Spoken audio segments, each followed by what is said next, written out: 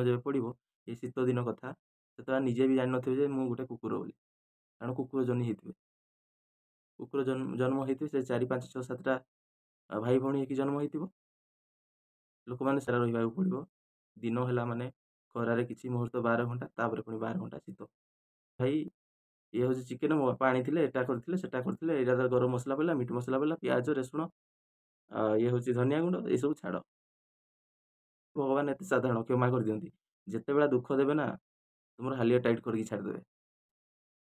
ସାଧା ଜିନିଷ ଖାଅ, ବୁଲ, ଅଏସ୍ କର, ଯାହା ବି କର, କେବଳ ନାମ ଜପ କର, ମୁକ୍ତି ହେବ ମାନେ ହେବ, କମ୍ପଲସରି। ଏଇ ଜିନିଷଟା ଭଗବାନ ଚାହାନ୍ତି ଯେ ଯେମିତି ସମାଜରେ କଳଙ୍କ ନ ଉଠୁ। ଏତିକି ଯଦି ତୁ କରିବୁ, ତୁ ଷ୍ଟାଇଲ ମାର, ଯାହା ବି କର, ଡ୍ୟାନ୍ସ କର, ତ କିଛି ପାପ ନାହିଁ, ସେଥିରେ କିଛି ପାପ ନାହିଁ। ଆଉ ଅଲଗା ବ୍ୟଭିଚାରୀ କର୍ମ କିଛି କରିବା କଥା ନାହିଁ। ନଥିଲେ ସେଥିରେ ଭଗବାନ ଆମର କ୍ଷମା ଦେଇଦେବେ। ସମସ୍ତ ଅପା ଭାଇମାନଙ୍କୁ ମୋର ଗୁରୁସ୍ୱାମୀ। ଆଶା କରିବି ସମସ୍ତେ ଶ୍ରୀ ଶ୍ରୀ ଗୁରୁସ୍ୱାମୀଙ୍କର ଆଶୀର୍ବାଦରେ ଭଲରେ ଥିବେ। ଆଜିର ଟପିକ୍ ହେଲା କି ମଣିଷ ଜୀବନରେ ଭଗବାନ କ'ଣ ସବୁ ସୁଖର ବସ୍ତୁ ଭରି ଦେଇଛନ୍ତି ଏବଂ କ'ଣ ସବୁ ଦୁଃଖ, କେଉଁ କର୍ମ ମଣିଷ କଲେ ଦୁଃଖ ପାଇଥାଏ, ସେଇ ସବୁକୁ ନେଇକି ଆଜିର ଆଲୋଚନା କରିବା। ତେବେ ଆସନ୍ତୁ ଭିଡ଼ିଓକୁ ପ୍ରଥମରୁ ଶେଷ ପର୍ଯ୍ୟନ୍ତ ଦେଖିବା।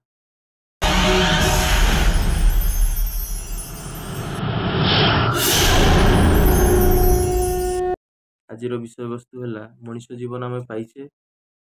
ମଣିଷ ଜୀବନରେ ଭାଇ ଆପଣମାନେ କଳିଯୁଗରେ ଜନ୍ମ ହୋଇଛନ୍ତି, ଜାଣିଥିବେ କେତେ ସୁଖ ସମୃଦ୍ଧିରେ ପ୍ରଭୁ ଏ କଳିଯୁଗକୁ ଗଢ଼ିଛନ୍ତି। ସେ ଭିତରେ ଆପଣମାନେ ବିଭିନ୍ନ ପ୍ରକାର ରଙ୍ଗର ଡ୍ରେସ୍ ପିନ୍ଧି ପାରୁଛନ୍ତି ନିଜ ଦେହ ପାଇଁ, ବିଭିନ୍ନ ପ୍ରକାର ଖାଦ୍ୟ ଖାଉଛନ୍ତି ନିଜର ଜିହ୍ୱାକୁ ସନ୍ତୁଷ୍ଟ କରିବା ପାଇଁ, ପେଟ ଭରିବା ପାଇଁ, ଡ୍ୟାନ୍ସ କରିବା ପାଇଁ ବିଭିନ୍ନ ପ୍ରକାର ବାଦ୍ୟ ପ୍ରଭୁ ଦେଇଛନ୍ତି। ମୃଦଙ୍ଗ, ତାପରେ ଆମର ସମ୍ବଲପୁରୀ ବାଜା, ବିଭିନ୍ନ ପ୍ରକାର ରାଜ୍ୟର ବାଜା, ଏସବୁ ଆମେ ଶୁଣିପାରୁଛେ। ତାପରେ ଇଣ୍ଟରନେଟ୍ ଦେଇଛନ୍ତି ପ୍ରଭୁ, ତାପରେ ମୋବାଇଲର ଯୁଗ, ସୋସିଆଲ ମିଡ଼ିଆ, ବିଭିନ୍ନ କଥା ଆମେ ଜାଣିପାରିଲେ, ନାଚ ଗୀତ ସବୁ ଶୁଣିପାରିଲେ। ଏସବୁ ଅଲଗା ଯୁଗରେ ତ ନଥିଲା। ତେବେ ପ୍ରଭୁ ଯେଉଁ ଏ ମଣିଷ ଜନ୍ମଟା ଦେଲେ, କେତେ କଷ୍ଟରେ ଆମେ ମଣିଷ ଜନ୍ମଟା ପାଇଲେ।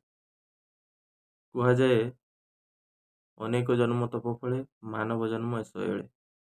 ବିଭିନ୍ନ ପ୍ରକାର ଜନ୍ମ ନେଇଛନ୍ତି ଆମେ। ଆଜି ଯଦି ଆମେ ରାସ୍ତାରେ ଗୋଟେ କୁକୁର ଦେଖୁଛନ୍ତି, ତାକୁ ଘଉଡ଼େଇ ଦେଉଛନ୍ତି, ଯାହା କୁଆଡ଼େ ପଳା, ହେଇ ଏମିତି ଖେଦି ଦେଉଛନ୍ତି, ମାନେ ତାକୁ ଘଉଡ଼େଇ ଦେଉଛନ୍ତି। କିନ୍ତୁ ସେଇ କୁକୁର ବି ଦିନେ ଆମ ପରି ମଣିଷ ଜନ୍ମ ହେଇଥିଲା। ପାପ କର୍ମ କାରଣରୁ ଆଜି କୁକୁର ଜନ୍ମଟି ହେଇଛି। କହିବାକୁ ଗଲେ ସଂସାରରେ ଆତ୍ମା ଗୋଟିଏ, ତିମି ମାଛର ଯାହା ଆତ୍ମା, ମଣିଷର ତାହା ଆତ୍ମା, କୁକୁରର ଆତ୍ମା ସେଇ ଏକା ଆତ୍ମା। ଆତ୍ମା ବିଭିନ୍ନ ନୁହେଁ, ଆତ୍ମା କେବଳ ଗୋଟିଏ ପ୍ରକାର ଆତ୍ମା, କେବଳ ଲେବୁଲ୍ ରହୁଛି। ଯେମିତି ଭକ୍ତିର ଲେବୁଲ୍ ନେଇକି ଆତ୍ମାର ପାୱାର, ଯିଏ ଯେତିକି ପ୍ରଭୁଙ୍କୁ ଡାକିଥାଏ ତାର ଆତ୍ମାର ସେତିକି ବଡ଼ ପାୱାର। ନହେଲେ ପ୍ରଭୁ ହେଲେ ପରମାତ୍ମା ଏବଂ ଅନ୍ୟ ସମସ୍ତେ ଆତ୍ମା। ଏତିକି ହିଁ କଥା, ଆଉ ନହେଲେ କିଛି କଥା ନାହିଁ। ପ୍ରଭୁ ସଂସାରକୁ ଗଢ଼ିଛନ୍ତି, ସିଏ ଏକୁଟିଆ ଥିଲେ ଯେହେତୁ, ସେଥିପାଇଁ ସେ ଏତେ ବଡ଼ ସଂସାର ଗଢ଼ିଲେ। ସଂସାର ଗଢ଼ିକି ସେ ସଂସାର ରଥକୁ ଚଲେଇବା ପାଇଁ ବୋଲି ମନୁଷ୍ୟ ସମାଜକୁ ବାହାର କଲେ। ମନୁଷ୍ୟ କାରଣ ଜ୍ଞାନୀ, ବିବେକ, ବୁଦ୍ଧି ତା ପାଖରେ ଅଛି, ପ୍ରଭୁଙ୍କୁ ଜାଣିବ, ପ୍ରଭୁଙ୍କର ସମସ୍ତ କର୍ମ କରିବ, ପ୍ରଭୁଙ୍କୁ ଜାଣିକି ସଂସାରରେ ନିଜେ ବି ଭଲସେ ଚାଲିବ। ସେଥି କାରଣରୁ ମଣିଷକୁ ପ୍ରଭୁ ଶ୍ରେଷ୍ଠ ଜୀବ କରିଦେଲେ। ଶ୍ରେଷ୍ଠ ଭିତରେ ମଣିଷକୁ ଏହିସବୁ ସୁଖ ଦେଲେ। ଆରାମସେ ଖାଇବ ଭଲ ଖାଦ୍ୟ। ଭଗବାନ ଯେମିତି 56 ପ୍ରକାର ଭୋଗ ଖାଉଛନ୍ତି, ମଣିଷ ବି ସେଇଭଳିଆ ସାଧା ଖାଇପାରିବ ଆରାମସେ। ପ୍ରଭୁ ଯାହା ଖାଉଛନ୍ତି, ମଣିଷ ବି ତାହା ଖାଉଛନ୍ତି, କିଛି ଭିନ୍ନ ଦେଇନାହାନ୍ତି। ପ୍ରଭୁ ଯାହା ଖାଇବେ ତୁମମାନେ ବି ତାହା ଖାଇପାରିବ। କିନ୍ତୁ ଯେଉଁମାନେ ଜ୍ଞାନୀ, ଦେଖିବ ଯେଉଁ ବ୍ରାହ୍ମଣ ଘର ଦ୍ୱାରା ଯେଉଁ ଆମେ ଦେଖିବା, ଯିଏ ଉଚ୍ଚ ଶିକ୍ଷିତ, ଯେଉଁ ବ୍ରାହ୍ମଣ ଘର ମାନେ ଏପର୍ଯ୍ୟନ୍ତ ଆମିଷ ଖାଉନାହାନ୍ତି। କାରଣ ମାଳିକାରେ ଲେଖା ଅଛି ଯେ ଏଇ କଳି ଯୁଗରେ ସମସ୍ତେ ମାଛ ଆଇଁଷ ଖାଉଛନ୍ତି, କିନ୍ତୁ ଯିଏ ଖାଉନାହାନ୍ତି, ଯେଉଁ ବ୍ରାହ୍ମଣ ଘର ବା ଯେଉଁ କୂଳର ଖାଉନାହାନ୍ତି, ଆଉ ତାଙ୍କ ଘରେ ଯଦି ଗୋଟେ ନୂଆ କୁନି ଛୁଆଟେ ଗୋଟେ ଜନ୍ମ ହେଲା, ତାଙ୍କୁ ବି ସେମାନେ ବଡ଼ ହେଲେ ଖୁଆନ୍ତିନି ଆଇଁଷ। କାରଣ ଆମିଷ ଖାଇଲେ କ'ଣ ହୁଏ ଆପଣ ଜାଣିଛନ୍ତି। କୁମ୍ଭୀପାକ ନରକ ଯନ୍ତ୍ରଣା ଅଛି, ସେଥି କାରଣରୁ ସେମାନେ ଛୁଆମାନଙ୍କୁ ବି ଆଇଁଷ ଦେଇନଥାନ୍ତି। ଆମିଷ ଖାଇବା ଖରାପ, କିନ୍ତୁ ମଣିଷମାନେ କେତେ ସୁନ୍ଦର ଭାବରେ ଆଇଁଷ ଖାଉଛନ୍ତି। ଟିଭିରେ ଆମର ୟୁଟ୍ୟୁବ ମାନଙ୍କରେ ଦେଖଉଛନ୍ତି। ଆମେମାନେ ଦେଖୁଛୁ ଭାଇ, ତମେ ସିରିଏଲ କରୁଛ, ତମେ ଫିଲ୍ମ ବନଉଛ, ତମେ ୟୁଟ୍ୟୁବରେ ପଇସା ପାଉଛ, ତମେ ଭଲ ଡ୍ରେସ୍ ପିନ୍ଧୁଛ, ଭଲ ସବୁ କିଛି କରୁଛ, ଡ୍ୟାନ୍ସ କରୁଛ, କିନ୍ତୁ ଗୋଟେ ଭୁଲ କରିଦେଉଛ, ଚିକେନ ଖାଇଦେଉଛ। ଚିକେନ ଖାଇବା ଦ୍ୱାରା କୁମ୍ଭୀପାକ ନରକ ଯନ୍ତ୍ରଣା ଭୋଗିବ ମାନେ ଭୋଗିବ, ଗ୍ୟାରେଣ୍ଟେଡ୍। ଆଉ ଗୋଟେ କଥା ଅଛି, ଚିକେନଟା ବି କୌଣସି ଗୋଟେ ଖରାପ ଜିନିଷ ନାହିଁ। ଯଦି କହିବାକୁ ଗଲେ, ଯଦି ଆମେ ଉଚ୍ଚ ଲେବୁଲ କଥା ଭାବିବା, ଠାକୁର ତ ବହୁତ ବଡ଼ ବଡ଼ ପାପୀମାନଙ୍କୁ କ୍ଷମା କରିଦେଇଛନ୍ତି। କିନ୍ତୁ ଭାଇ, ତମକୁ ସେ କ୍ଷମା କଲେ ତ? ତମେ ମଣିଷ, ଜିଅନ୍ତା ମଣିଷ ଖାଇଦେଲେ ବି ଯଦି ଭଗବାନ ଇଚ୍ଛା କରିବେ ତ କ୍ଷମା କରିବେ, ଆଉ ଯଦି ନ ଚାହିଁବେ ତାର ତ ପାପ ଲାଗିବ। କେତେ ଭଗବାନଙ୍କର ଇଚ୍ଛା ଯାହାକୁ ହୁଏ ତାକୁ ହିଁ ସେମାନେ କ୍ଷମା କରିଦିଅନ୍ତି, ଯେତେ ପାପ କଲେ ବି। ତାଙ୍କର ଯଦି ଇଚ୍ଛା ନହେଲା, ତୁମେ ଯେଉଁ ମାଛ ଆଇଁଷ ଖାଉଛ ତାକୁ ତ ପାପ ବୋଲି ଧରିବେ, ତମେ ପୁଣି କୁମ୍ଭୀପାକ ନରକ ଯନ୍ତ୍ରଣା ଭୋଗିବ। ଭୋଗିଲା ପରେ ଭାଇ ପୁଣି ଆଉ ଥରେ 84 ଲକ୍ଷ ଜୀବଜନ୍ତୁ ଜନ୍ମ ହବ। ସେଥିରେ ଗାଈ ଅଛି, ଛେଳି, ମେଣ୍ଢା, ଗଧ, କୁକୁର। ଭାଇ ବର୍ତ୍ତମାନ ଶୀତ ଦିନ ଚାଲିଛି, ଆପଣଙ୍କ ଗାଁରେ ବି ଜାଣିଥିବେ, ଦେଖୁଥିବେ, ବିଭିନ୍ନ ପ୍ରକାର କୁକୁର ଛୁଆ ଜନ୍ମ ହେଇଛନ୍ତି। ଆଉ ଦେଖନ୍ତୁ କୁକୁରମାନେ କୋଉ ଥଣ୍ଡାରେ ରହୁଛନ୍ତି। ପାପକର୍ମ କଲା ମାନେ ଯାହା ତ କୁମ୍ଭୀପାକ ନରକରେ ଯନ୍ତ୍ରଣା ଭୋଗ କରିବେ, ପୁଣି 84 ଲକ୍ଷ ଜୀବଜନ୍ତୁ ଗତି କରିବେ। ସେ ଭିତରେ କୁକୁର ଜନ୍ମ ଯେବେ ପଡ଼ିବ, ଏଇ ଶୀତ ଦିନ କଥା, ସେତେବେଳେ ନିଜେ ବି ଜାଣିନଥିବେ ଯେ ମୁଁ ଗୋଟେ କୁକୁର ବୋଲି। କାରଣ କୁକୁର ଜନ୍ମ ହେଇଥିବେ, କୁକୁର ଜନ୍ମ ହେଇଥିବେ, ସେ 4, 5, 6, 7ଟା ଭାଇ ଭଉଣୀ ହେଇକି ଜନ୍ମ ହେଇଥିବ। ଲୋକମାନେ ସବୁ ଛି ଛାକର କରୁଥିବେ, ଖେଦି ଦେଉଥିବେ, କିଏ ଘୋଡ଼େଇ ଦେଉଥିବେ। ଶୀତରେ ରାତି ସାରା ରହିବାକୁ ପଡ଼ିବ। ଦିନ ହେଲା ମାନେ ଖରାରେ କିଛି ମୁହୂର୍ତ୍ତ 12 ଘଣ୍ଟା, ତାପରେ ପୁଣି 12 ଘଣ୍ଟା ଶୀତ। କୁକୁର ଜନ୍ମ 20 ବର୍ଷର ଆୟୁଷ, ଜୀବନ ସାରା କେଉଁ ଘରେ ଯଦି ପଶିଲ ହେଲେ ତତଲା ପାଣି ଝିଣ୍ଟିବେ, ଆଉ ଅଲଗା ସବୁ। କେବଳ କୁକୁର ଜନ୍ମରେ 20 ବର୍ଷ ଭୋଗ କରିବାକୁ ପଡ଼ିବ। ଆପଣମାନେ ଭାବନ୍ତୁନି ଯେ ଭଗବାନ ଏତେ ସାଧାରଣ, କ୍ଷମା କରିଦିଅନ୍ତି। ଯେତେବେଳେ ଦୁଃଖ ଦେବେ ନା, ତୁମର ହାଲିଆ ଟାଇଟ୍ କରିକି ଛାଡ଼ିଦେବେ। ସେଥିପାଇଁ ଭଗବାନଙ୍କୁ ଡର। ଆଉ ତୁମମାନେ ଯେଉଁ ୟୁଟ୍ୟୁବରେ ବନେଇକି ଛାଡ଼ି ଦେଉଛ, ଭାଇ ଇଏ ହେଉଛି ଚିକେନ, ମୋ ବାପା ଆଣିଥିଲେ, ଏଟା କରିଥିଲେ, ସେଟା କରିଥିଲେ, ଏଇଟା ଗରମ ମସଲା ପଡ଼ିଲା, ମିଟ୍ ମସଲା ପଡ଼ିଲା, ପିଆଜ, ରସୁଣ, ଇଏ ହେଉଛି ଧନିଆ ଗୁଣ୍ଡ, ଏଇସବୁ ଛାଡ଼। ଗୋଟିଏ ଜନ୍ମ ମଣିଷ ଜନ୍ମ ପାଇଛ, ଏଟାକୁ ସାର୍ଥକତା କର, ନହେଲେ ଭାଇ ପୁରା ପସ୍ତେଇ ହେବ। ଦୁଃଖ ମାନେ ଦୁଃଖ, ପ୍ରବଳ ଦୁଃଖ। ଭଗବାନ ତ କ୍ଷମା କରିବେନି, ତାଙ୍କର ଇଚ୍ଛା ହେଲେ ଯାଇକି କ୍ଷମା କରନ୍ତି, ନହେଲେ ନାହିଁ। ତାଙ୍କ ଉପରେ ତମେ କ'ଣ ଭଗବାନ କି?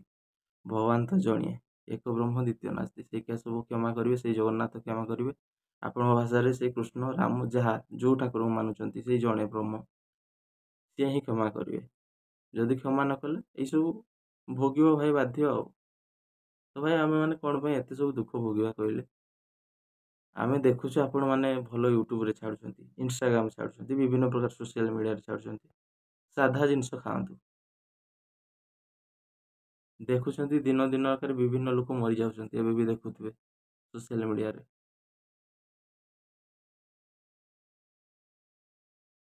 ତେଣୁକରି ଭାଇମାନେ ଗୋଟେ କଥା କହିବି, ଆଇଁଷାକୁ ଛାଡ଼ି ଦିଅ।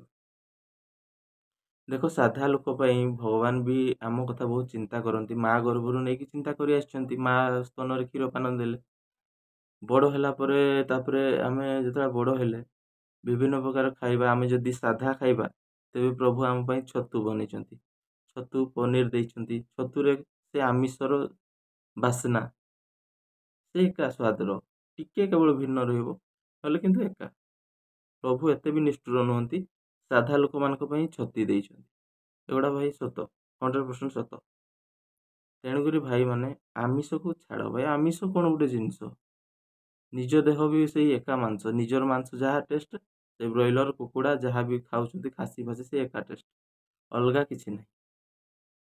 ତାପରେ ଛାଡ଼ିଗଲେ। ଇଏ ହେଲା ଖାଦ୍ୟ କଥା। ଖାଦ୍ୟରେ ଖାଇଲା ମାନେ ନର୍କ ଭୋଗ ଅଛି, ନ ଖାଇଲା ମାନେ ପ୍ରଭୁଙ୍କୁ ଡାକିଲା ମାନେ ପୁରା ସହଜ ସରଳ ଉପାୟ, କିଛି କରିବାକୁ ପଡ଼ିବନି। କଳିଯୁଗରେ କେବଳ ନାମ ସଂକୀର୍ତ୍ତନ। ଭାଇ ତମେ ଯାହା କଲେ ବି, ଯେତେ ଯାହା ସାଧା ଜିନିଷ ଖାଅ, ବୁଲ, ଅଏସ୍ କର, ଯାହା ବି କର, କେବଳ ନାମ ଜପ କର, ମୁକ୍ତି ହେବ ମାନେ ହେବ କମ୍ପଲସରି। ତାପରେ ମଣିଷ ଜୀବନରେ ଆଉ ପ୍ରଭୁ କ'ଣ କ'ଣ ସବୁ ଖୁସି ରଖିଲେ। ବଡ଼ ହେଲା ପରେ ଆମେ ବିବାହ କରିବା, ବିବାହ ହଉ କି ଗଣେଶ ପୂଜା ହଉ କି ଯାହା ବି ହଉ। ଏବେକା ସୋସିଆଲ ମିଡ଼ିଆ ଯୁଗରେ 5G ଜମାନାରେ ପ୍ରଭୁ ଏତେ ବଡ଼ ଇଣ୍ଟରନେଟ୍ ଦେଇଛନ୍ତି, ମ୍ୟୁଜିକ୍ ବାଜୁଛି, ମ୍ୟୁଜିକ୍ ହେଡ଼ଫୋନ୍ ବି ଲଗାଉଛନ୍ତି ବ୍ଲୁଟୁଥ୍ କନେକ୍ଟ କରିକି, ତାର କେତେ ଏନ୍ଜୟ ନେଉଛନ୍ତି ଲୋକମାନେ। ଆଉ ଝିଅ ଛୁଆମାନେ, ଆମର ଭାଇ ଭଉଣୀମାନେ, ସେମାନେ ବି ଷ୍ଟାଇଲ୍ ମାର। ଭାଇ ଭଗବାନ ମନା କରିନାହାନ୍ତି ଷ୍ଟାଇଲ୍ ମାରିବା ପାଇଁ, ଷ୍ଟାଇଲ୍ ମାର, କିନ୍ତୁ ଠାକୁରଙ୍କୁ ଭାଇ ଭଜ। ଷ୍ଟାଇଲ୍ ମାର ମନା ନାହିଁ, କେବଳ ଷ୍ଟାଇଲ୍ ମାରିବ ମାନେ କ'ଣ? ଆଉ ତୁମେ ହାଫ୍ ପ୍ୟାଣ୍ଟ ଏମିତି ପିନ୍ଧିକି ହେବ କି? ଆମର ଭାରତୀୟ ସଂସ୍କୃତିରେ ଯେମିତି ବସ୍ତ୍ର ପରିଧାନ କରନ୍ତି, ନିଜର ଆଭୂଷଣ ଘୋଡ଼େଇ ହେଇକି ରହିବା, ଯେତିକି ରହିବା କଥା ସେତିକି ରୁହ। ଆଉ ଗୋଟେ କାମ କର, ଯେ ସମାଜରେ ଏମିତି କର୍ମ କର ଯେମିତି ନିଜ ବାପର ନାଁ ତଳେ ନ ପଡ଼ୁ, ଯେ ନହେଲେ କହିବେ ସମାଜରେ ୟା ପୁଅ ଏମିତି କଲା, ତା ପୁଅ ସେମିତି କଲା। ଏଇ ଜିନିଷଟା ଭଗବାନ ଚାହାନ୍ତି ଯେ ଯେମିତି ସମାଜରେ କଳଙ୍କ ନ ଉଠୁ। ଏତିକି ଯଦି ତୁ କରିବୁ, ତୁ ଷ୍ଟାଇଲ୍ ମାର, ଯାହା ବି କର, ଡ୍ୟାନ୍ସ କର, ତ କିଛି ପାପ ନାହିଁ, ସେଥିରେ କିଛି ପାପ ନାହିଁ। ଆଉ ଅଲଗା ବ୍ୟଭିଚାରୀ କର୍ମ କିଛି କରିବା କଥା ନାହିଁ। ନଥିଲେ ସେଥିରେ ଭଗବାନ ଆମର କ୍ଷମା ଦେଇଦେବେ। ତାପରେ ଭାଇ ବିଭିନ୍ନ ପ୍ରକାର ବାଜା ଦେଇଛନ୍ତି ସଂସାରରେ, କାରଣ ପ୍ରତ୍ୟେକ ଷ୍ଟେଟ୍ର ଅଲଗା ଅଲଗା ବାଜା, ପ୍ରତ୍ୟେକ ଜିଲ୍ଲାର ବି। ଆମ ଓଡ଼ିଶାରେ ତ ପ୍ରାୟ ବିଭିନ୍ନ ଷ୍ଟେଟ୍ର ବିଭିନ୍ନ ଭାଷା, ବିଭିନ୍ନ ଜିଲ୍ଲାର ବିଭିନ୍ନ ପ୍ରକାର ବାଜା। ସମ୍ବଲପୁରର ବାଜା ତ ସବୁଠୁ ୱାର୍ଲଡରେ ଫେମସ୍। ଆମର ଓଡ଼ିଆ ଲୋକମାନେ ସମ୍ବଲପୁରୀ ବାଜା ନ ବାଜିଲେ ସେମାନେ ନାଚିବେ ନାହିଁ। ଏତେ ସୁଖ ଦେଇଛନ୍ତି, ଏ ସୁଖଟା କିନ୍ତୁ ଗୋଟେ ପ୍ରକାର ମାୟା ବି।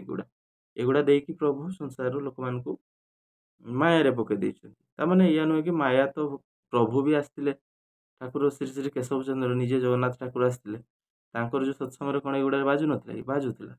ଆରେ ଭାଇ ପ୍ରଭୁ କହିଲେ ତମେ ଷ୍ଟାଇଲ୍ ମାର, ଯାହା ବି କର, ନୀତି ନିୟମରେ ଟିକେ ରୁହ, ମୋତେ ଖାଲି ଭଜନ କର, ଆଉ କିଛି କରିବା ଆବଶ୍ୟକତା ନାହିଁ। ମୁଁ ମୁକ୍ତି, ମୁଖ୍ୟ, ନିର୍ବାଣ ସବୁ କରିଦେବି।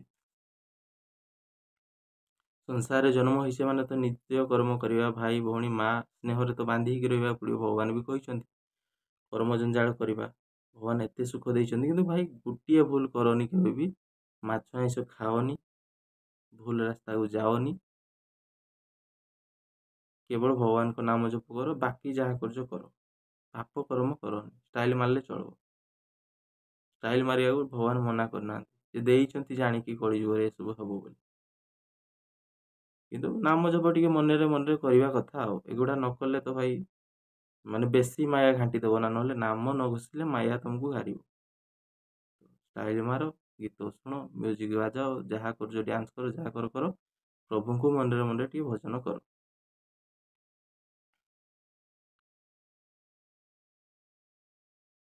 ଭାଇ ଏତିକି କହିବି, ଆଜି ପାଇଁ ରହିଲି ଗୁରୁସ୍ୱାମୀ।